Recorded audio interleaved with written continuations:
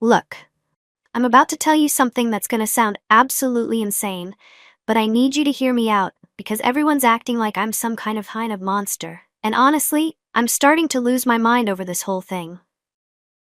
I'm Claire, I'm 51, and up until 3 months ago, I thought I had the perfect life. Like, seriously perfect.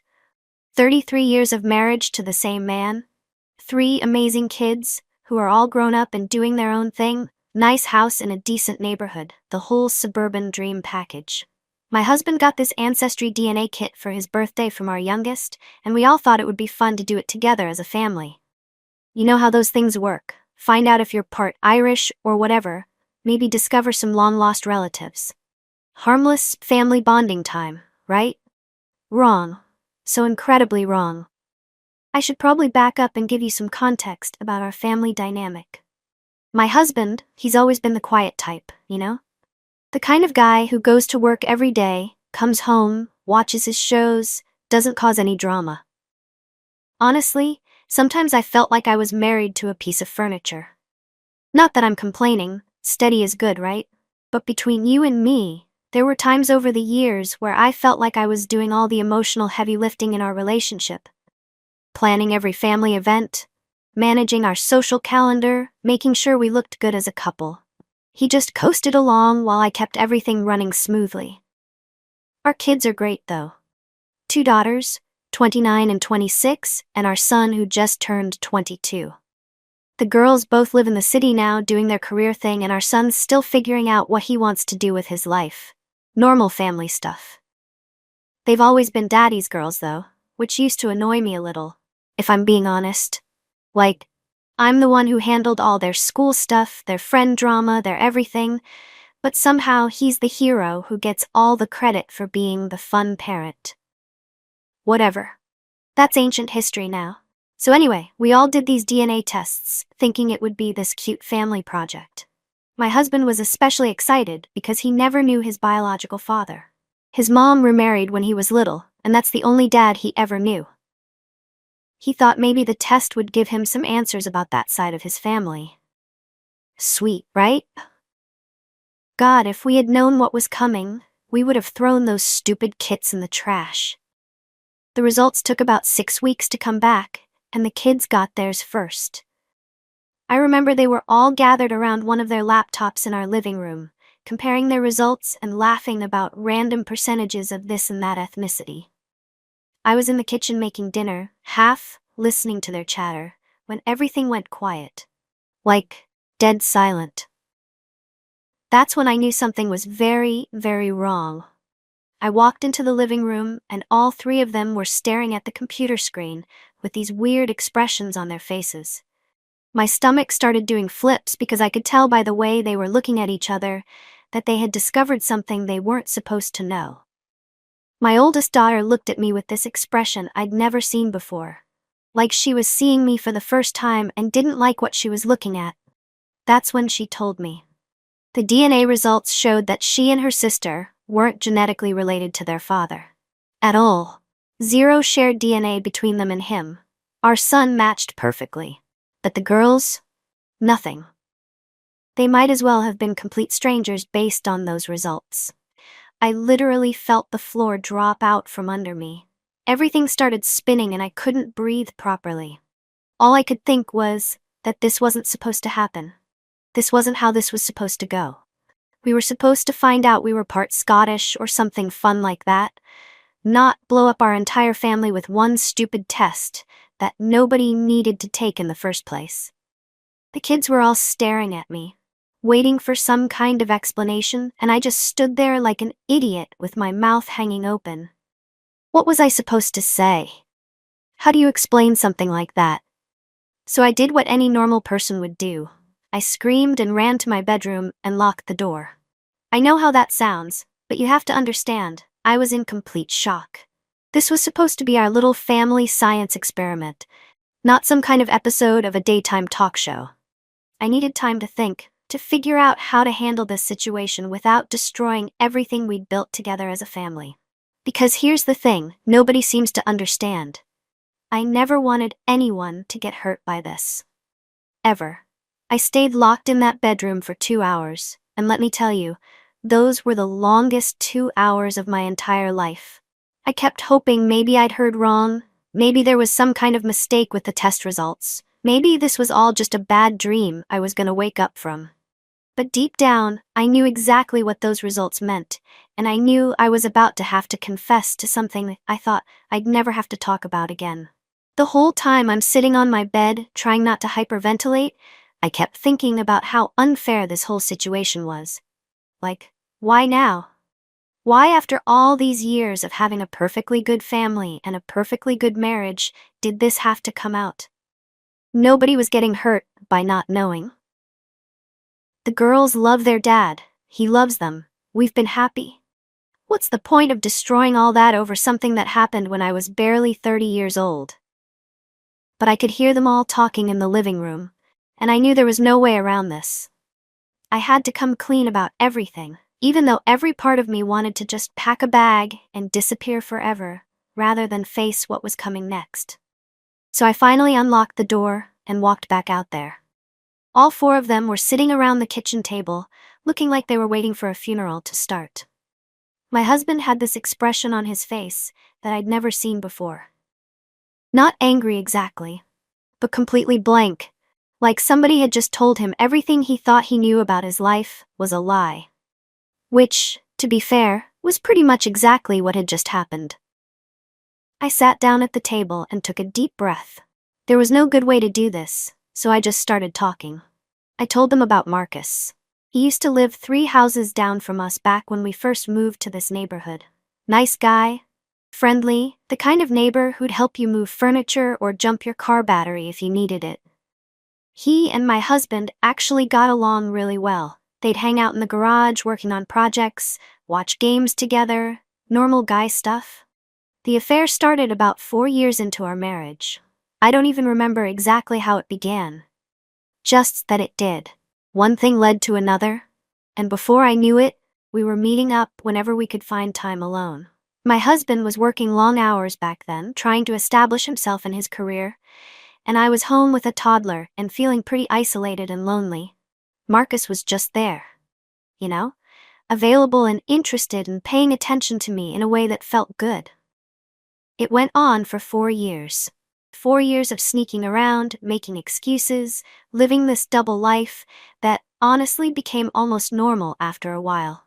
The girls were both born during that time, and yes, I knew there was a chance they might not be my husband's biological children, but I also knew there was a chance they were. It wasn't like I was keeping track of dates or anything scientific like that. I was just living my life and hoping for the best. The affair ended when Marcus got a job transfer and moved across the country. No dramatic breakup, no big emotional scene, he just left. And that was that. I decided it was a sign that I should focus on my marriage and my family, so that's what I did. I threw myself into being the best wife and mother I could be, and honestly I think I succeeded. We had good years after that. Really good years. I never told anyone about any of this, because what would have been the point? Marcus was gone, it was over. And bringing it up would have just hurt people unnecessarily. My husband didn't need to know, the girls didn't need to know, nobody needed to know. Some things are better left buried, you know? But sitting at that kitchen table with all of them staring at me, I had to explain all of this. I had to watch my husband's face change as he realized that 2 of the children he'd raised from birth, 2 of the people he loved most in the world, weren't actually his biological daughters. I had to watch my girls process the fact that the man they'd called dad their entire lives wasn't their real father. The whole time I'm talking, I kept emphasizing how much I loved all of them, how the affair didn't mean anything compared to our family, how I'd chosen to end it and focus on what really mattered. I told them about all the wonderful years we'd had together, all the memories we'd made, all the love we'd shared. None of that was fake or meaningless, just because of some biology results. I also made sure to mention that Marcus had died a few years ago, so it wasn't like this was going to complicate things by having him suddenly show up wanting to be involved in the girls' lives. That chapter was completely closed. My husband just sat there the entire time, not saying a word. The girls were crying, Our son looked like he was in shock, and I felt like I was talking to a room full of strangers instead of my own family. By the time I finished explaining everything, I was crying too, begging them to understand that this didn't change anything about how much I loved them or how good our life together had been. But looking at their faces, I could tell that as far as they were concerned, everything had already changed. After I finished explaining everything, the silence in that room was deafening. Nobody knew what to say, nobody knew how to react, and honestly, I was starting to get a little frustrated with how everyone was acting like this was the end of the world or something. My husband finally spoke, and his voice sounded different somehow. Flat and cold in a way I'd never heard before. He asked me if I was sure the girls weren't his, and I had to explain that yes, based on the DNA results, I was sure. He asked me how long I'd suspected this might be the case, and I told him the truth, that I'd always known it was a possibility, but had hoped it wouldn't matter. That's when he really lost it. Not screaming or yelling, which honestly might have been easier to deal with, but this quiet kind of fury that was way more terrifying. He started asking me all these questions about the timeline, about specific dates and events, trying to piece together exactly when everything happened and how long I'd been lying to him. And that's where I think he was being completely unfair, because I wasn't lying exactly. I was just not bringing up something that didn't need to be brought up. There's a difference between actively deceiving someone and just not volunteering information that's going to hurt them unnecessarily. I mean, what was I supposed to do? Sit him down one day and say, "Hey, just so you know, there's a chance 2 of our kids aren't actually yours biologically, but don't worry about it because I love you and we're happy"? That would have been cruel. The girls kept looking back and forth between me and their dad, and I could tell they were trying to process everything. My oldest daughter asked me if I ever planned to tell them the truth, and I explained that I hadn't seen the point in disrupting everyone's happiness over something that happened so long ago. She got this look on her face, like she thought I was being selfish, which really hurt because everything I did was to protect this family. Our son was just sitting there not saying anything, and I could tell he was feeling weird about being the only one who was definitely his father's biological child. I tried to reassure him that this didn't change anything about how we felt about his sisters, that biology doesn't determine love. But he seemed pretty shaken up by the whole thing.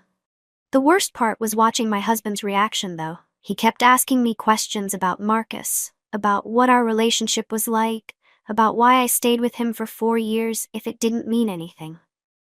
I tried to explain that it was complicated, that I was young and confused and going through a difficult time in our marriage, but he wasn't interested in hearing about the context or the circumstances that led to everything.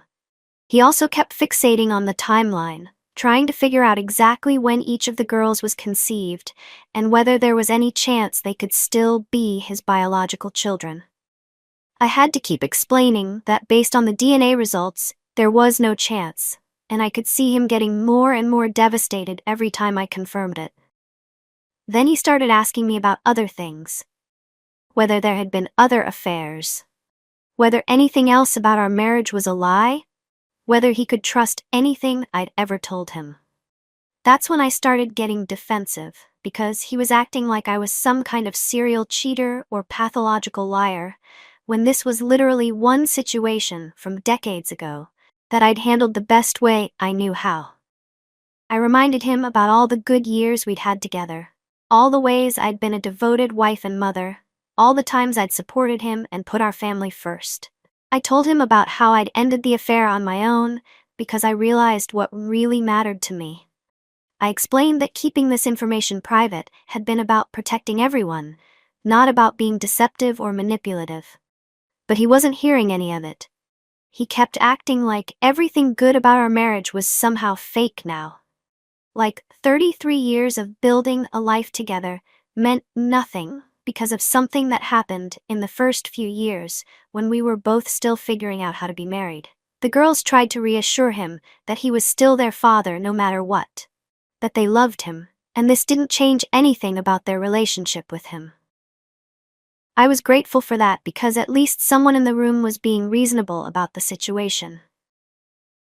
But even their support didn't seem to help him process what he was feeling. By the end of the night, he told me he needed me to leave for a while, so he could think. Just like that. After 33 years of marriage, I was supposed to pack a bag and go stay somewhere else because he couldn't handle the truth about something that happened before most people even owned cell phones. I asked him how long he needed, and he said he didn't know. I asked him if we could talk about this in counseling, and he said maybe eventually but not right now. I asked him what I was supposed to tell people about why I was suddenly staying at my sister's house, and he said that was my problem to figure out. So that's how I ended up loading a suitcase into my car at 10 o'clock at night, driving across town to my sister's place, trying to explain to her why my husband had kicked me out of my own house over something that happened literally decades ago. The whole situation felt completely surreal and totally unfair. Living at my sister Beth's house has been absolutely miserable, and honestly, I'm getting tired of everyone acting like I'm the only one who did anything wrong in this situation. Beth keeps giving me these looks like she's disappointed in me, which is rich coming from someone who's been divorced twice and can't keep a relationship together for more than 2 years. But the worst part is how my husband is handling all of this. I've tried calling him, texting him, showing up at the house to talk, and he acts like I'm some kind of stranger he doesn't want to deal with. When I do manage to get him on the phone, he's cold and distant, and acts like everything I say is some kind of manipulation attempt. What really gets me is how everyone's reacting like this affair was some kind of ongoing betrayal, instead of something that ended decades ago. I'd been faithful to my husband for almost 30 years since Marcus moved away. 30 years. But apparently that doesn't count for anything because of something that happened when I was barely out of my 20s. And can we talk about how my husband was back then? Because everyone's painting him as this perfect victim. But the truth is he was hardly around during those early years of our marriage. He was always working late, always tired when he got home, always too busy or stressed to pay attention to what I needed as his wife. I was home alone with a toddler most of the time, feeling isolated and unappreciated. And when Marcus started paying attention to me and making me feel valued, it felt like what I deserved. I'm not saying the affair was right, but context matters. I wasn't some cheating wife sneaking around for fun. I was a lonely woman whose husband wasn't meeting her emotional needs, and I found comfort with someone who actually seemed to care about me as a person. The fact that it lasted 4 years should tell you something about how neglected I was feeling in my marriage during that time. But try explaining that to anyone now, and they act like I'm making excuses instead of providing important context for my decisions. My sister keeps telling me I need to take accountability for what I did. But what does that even mean? I ended the affair, I focused on my family, I've been a good wife and mother for 3 decades since then. How much more accountable can I be? The really frustrating part is watching how my husband is getting all this sympathy from everyone, while I'm being treated like some kind of pariah. Our mutual friends keep reaching out to him to check on how he's doing, bringing him casseroles and offering to help with yard work or whatever. Meanwhile, I'm living in my sister's guest room, being lectured about honesty and commitment by people who have no idea what it's like to be in a long-term marriage. He's also been meeting with some therapists, which honestly feels like another way to avoid dealing with our problems together. Every time I suggest couples counseling, he says he's not ready for that yet, and needs to process his own feelings first. But how long is that supposed to take? It's been 3 months already, and if anything, he seems to be getting more distant instead of working toward forgiveness. I've been trying everything I can think of to fix this situation, but my husband seems determined to stay stuck in his anger instead of moving forward like a mature adult. It's like he's decided that being the victim is more important to him than saving our marriage. And honestly, it's starting to make me wonder if this is really the man I thought I married. Last month I suggested we go to marriage counseling together, and he said he wasn't ready. I offered to write him a letter explaining everything from my perspective so he could read it when he felt prepared to hear it. And he said he didn't want to read anything from me right now. I even reached out to our pastor to see if he could mediate a conversation between us, and my husband told him he appreciated the offer but needed more time to think. How much time does one person need to think about something? We're talking about decades-old history here, not some ongoing situation that needs to be figured out. The affair is over, Marcus is dead, our kids are adults who love their father regardless of biology, and we have a whole life together that's worth preserving. But apparently none of that matters as much as his need to punish me for something I can't change. The worst part is how he's been handling things with our social circle. Word has gotten out about our separation, because obviously people notice when a married couple stops appearing places together. And the way he's been discussing our situation makes me sound like some kind of monster. I found out from Beth that he told our neighbor Karen the whole story, and now she's been giving me dirty looks when I drive through the neighborhood. He also apparently told his brother everything, because now his whole side of the family has been treating me differently. His sister used to text me regularly, and now I'm lucky if I get a response when I reach out to her. It's like he's systematically turning everyone against me instead of trying to work through our problems privately like mature married adults do. Meanwhile, our kids are getting tired of being caught in the middle of this drama. My youngest actually told me last week that maybe I should consider giving Dad more space because he's really struggling with trust issues. Trust issues? After 30 years of faithful marriage following one mistake from when I was practically a child. But here's what really gets me. I've been watching him from a distance, and he seems to be doing just fine without me. Better than fine, actually. He's lost weight, he's been more social, he's picked up new hobbies, and according to our mutual friends, he seems more relaxed and happier than he's been in years. So much for being devastated and needing time to heal, right? It's almost like this whole situation has given him an excuse to end our marriage, without having to take any responsibility for his own role in our problems.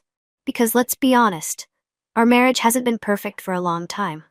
We've been going through the motions for years, more like roommates than husband and wife, and maybe this DNA test thing just gave him a reason to blow everything up instead of doing the hard work of reconnecting with each other.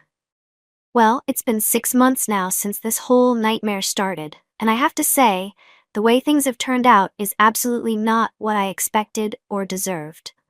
My husband filed for divorce 3 months ago, and apparently he's been planning this whole thing a lot more carefully than I gave him credit for. Turns out, all that thinking time he needed was actually time to meet with lawyers and financial advisors and figure out how to completely screw me over. The divorce proceedings have been brutal, and not just financially. He hired some shark of an attorney who's been digging into every aspect of our marriage, trying to paint me as this deceitful, manipulative person who can't be trusted. They've been requesting bank records, phone records, social media history, everything they can think of to build a case that I've been dishonest about other things too. And the crazy thing is, they actually found stuff. Not affairs or anything like that, because I've been completely faithful since Marcus. But little things I'd forgotten about. Like how I opened a credit card a few years ago and didn't tell him about it right away, or how I'd sometimes tell him I was going to lunch with girlfriends when I was actually going shopping by myself. Normal stuff that every married person does, but now it's all being used as evidence that I'm fundamentally deceptive. The worst part is how our kids have been reacting to all this. At first, they were trying to stay neutral and maintain relationships with both of us, but as more details have come out during the divorce process, they've been pulling away from me. My oldest daughter actually told me she's disappointed in how I've handled everything and thinks I should have been more honest from the beginning. But apparently my perspective on the situation doesn't matter to anyone. Even Beth has been making comments about how I need to own my mistakes and accept responsibility for the consequences of my choices. Easy for her to say, when she's never had to navigate a complicated marriage or make difficult decisions about what information to share and what to keep private. The really infuriating part is watching how everyone has been treating my husband throughout this whole process. He's gotten so much sympathy and support, like he's some kind of saint who was married to a monster for 33 years. People have been bringing him meals, inviting him to social events, checking on his well-being, while I've been basically ostracized from our entire social circle. Last month, I found out that he's been seeing someone. Some woman he met through his hiking group, apparently. When I confronted him about it, he had the nerve to tell me that it wasn't any of my business what he did with his personal life since we were separated. But the divorce isn't even final yet, and he's already moved on like our entire marriage meant nothing to him. The woman is younger than me, of course. Probably never been married, definitely doesn't have kids, and from what I've heard, she thinks his whole starting over after betrayal story is incredibly romantic. She has no idea what it's actually like to be married for decades, to navigate the complexities of raising children and managing a household and keeping a relationship together through all the challenges that life throws at you. 2 weeks ago, I was at the grocery store when I saw them together. Him and his new girlfriend, laughing and holding hands like teenagers, looking happier than I'd seen him look in years. He saw me too, and for just a second, our eyes met across the produce section. I expected to see some kind of recognition there, some acknowledgement of everything we'd shared together, some hint of sadness about how things had turned out. Instead, he just looked right through me like I was a complete stranger, then turned back to his girlfriend and said something that made her laugh. That's when it really hit me that this was actually over. Not just the marriage, but any chance of salvaging anything positive from 33 years of building a life together. He'd completely written me off, erased me from his story, and moved on like I'd never mattered to him at all. Standing there in that grocery store, watching my husband start a new chapter of his life with someone who would never understand what we'd been through together, I realized that maybe I'd been wrong about a lot of things. Maybe the affair had mattered more than I thought it did. Maybe keeping it secret for all those years had been a bigger betrayal than I understood. But even now, even seeing how everything has turned out, I still don't know what I was supposed to do differently. I still think that sometimes protecting the people you love means keeping painful truths to yourself. I still believe that 30 years of faithful marriage should count for something, even if it was built on a foundation that wasn't completely honest. The problem is, none of that matters anymore. Because while I was trying to protect everyone from the truth, he was falling in love with someone else's version of honesty. And now I'm the one who has to live with the consequences of choices I made when I was too young to understand what they would cost me decades later.